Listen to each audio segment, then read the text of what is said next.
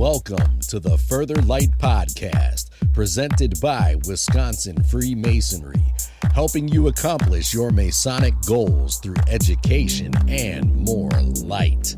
And now, I present to you, Brother Chris Lutke.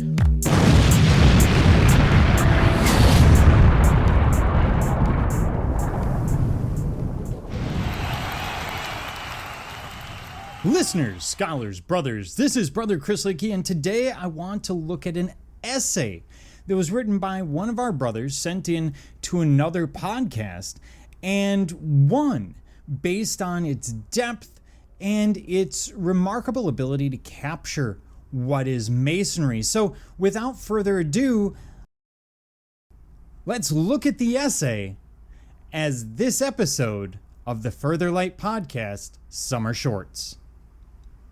This is Brother Chad Svacina, or Vacina, last name Svacina, so I apologize if I'm mispronouncing it.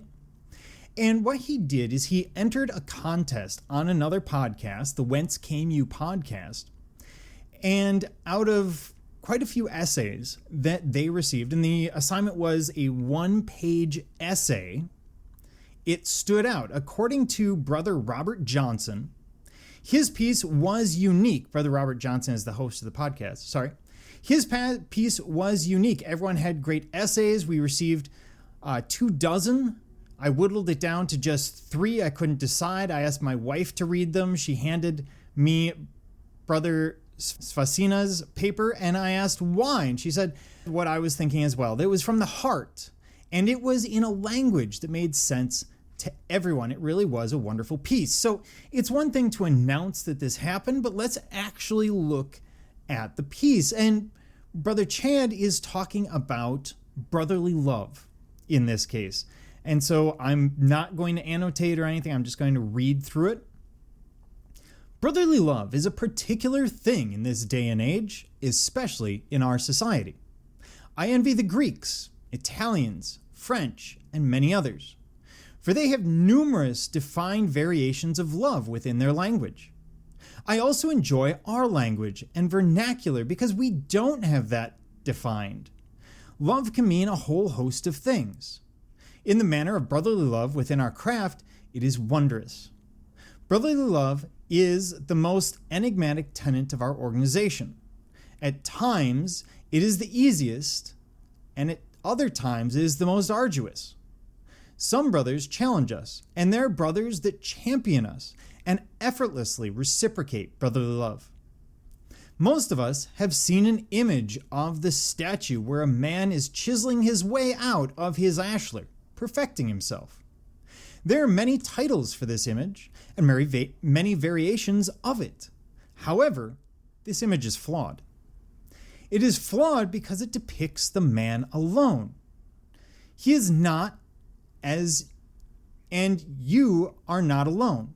One can visualize a checkered floor with many statues sprawled out, though in close proximity to one another, individuals chipping away piece by piece to perfect their ashlar. In reality, they are conversing, exchanging ideas, tools, chisels, gavels, flinging bits of stone and dust at the nearest brother. Some are further along the process than others. Some have been there for a long while but have accomplished less. However, the level of accomplishment means nothing to anyone but the laborer.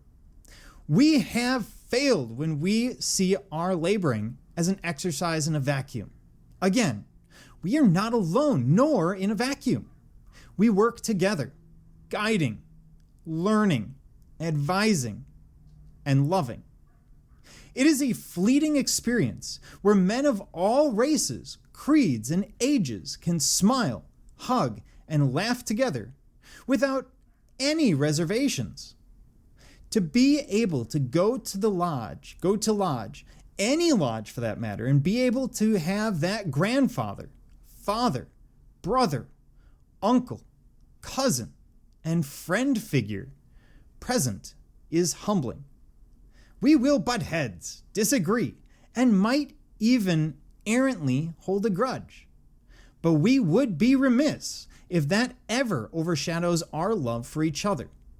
This tenet is what makes us the greatest, most prestigious fraternal organization ever. Remember, our time together is short and unknown. Please do not squander it. Love you, brothers. And that is a fantastic piece. He's looking at this idea of brotherly love and looking at it in a way that should strike us, especially in this post-COVID world. One where we tend to think of ourselves often as laboring in isolation, whether it's your vocation or, improving yourself or what you're doing at home, service to deity. And yet it's an important reminder that we're never really alone. That's why we joined Freemasonry in the first place, so that we could have those people who will take this journey with us, some guiding us, some guided by us. And it becomes really important to keep that in mind, that this brotherly love can take on various forms. Thank you for joining me, Brother Chris Litke, and the entire Further Light team on your quest to find more light through Masonry. Are you interested in learning more about Freemasonry in Wisconsin? Visit wisconsinmasons.org to learn more about Masonry and access further educational content and more light. Once again, that address is wimasons.org.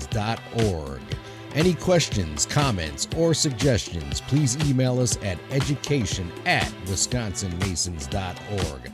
And thank you for listening.